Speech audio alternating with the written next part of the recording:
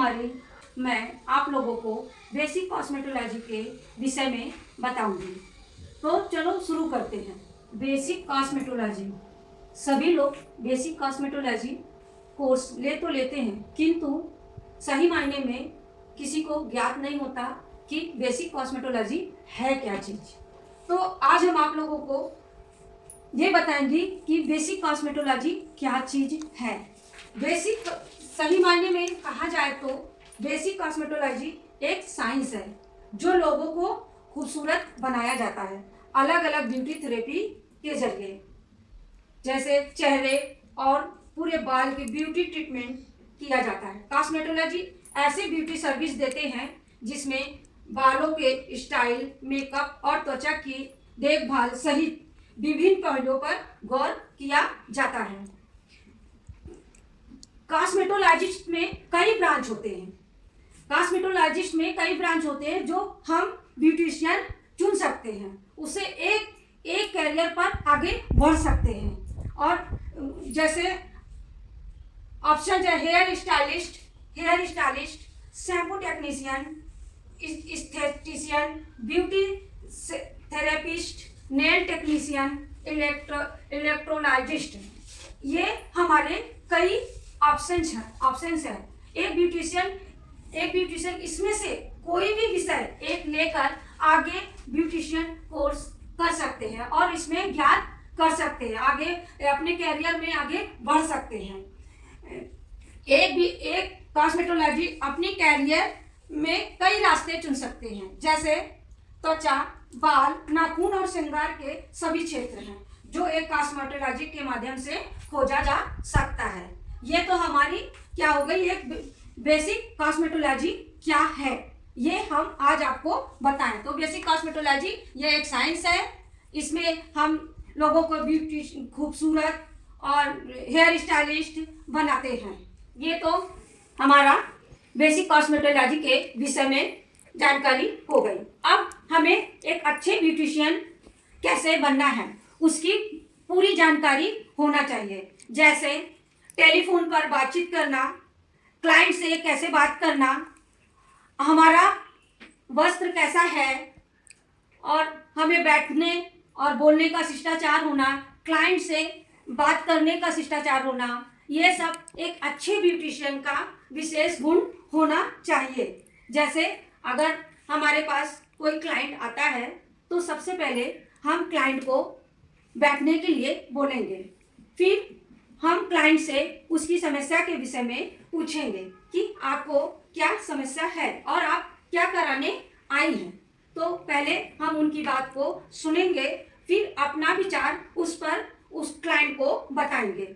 जैसे वो बोलती है हमें फेशियल कराना है, तो हम क्लाइंट से पूछेंगे कि आपको कौन सा फेशियल कराना है। जब तक हमें ये ज्ञात नहीं होगा कि हमें कौन सा फेशियल इस क्लाइंट के ऊपर करना है, तो सबसे पहले हम क्लाइंट की स्किन की देखभाल करेंगे कि उसका स्किन कैसा है, नॉर्मल है या ड्राई है या फिर ऑयली है।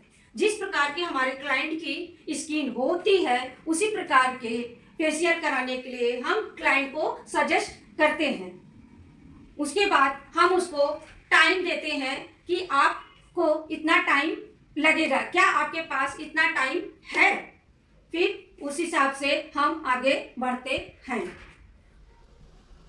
सही माने में बेसिक कॉस्मेटोलॉजी साइंस तो है ही, पर साधारण भाषा में इसे सामान्य भाषा में ब्यूटिशियन के नाम से भी जाना जाता है। अब एक ब्यूटिशियन या एक कॉस्मेटोलॉजिस्ट को अपने पार्लर खोलने के लिए क्या ध्यान देने योग्य बात है, तो सबसे पहले हम अपने समय के प्रति प्रतिबद्ध रहना चाहिए।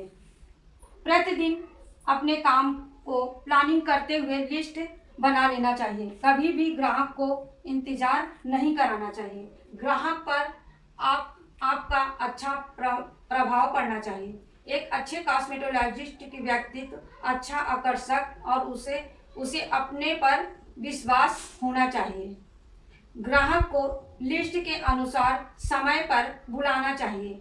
अपने ग्राहक को उचित प्रकार से तैयार करें। ग्राहक को सदा उसके नाम से लेकर बुलाना चाहिए।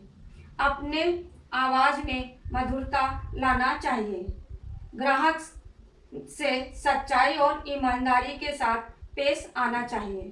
ध्यान रखने योग्य बातें: एक ब्यूटिशियन का शरीर अथवा मुंह से बदबू नहीं आना चाहिए। ग्राहक की उपस्थिति में पान चबाना अथवा सिगरेट पीना नहीं चाहिए।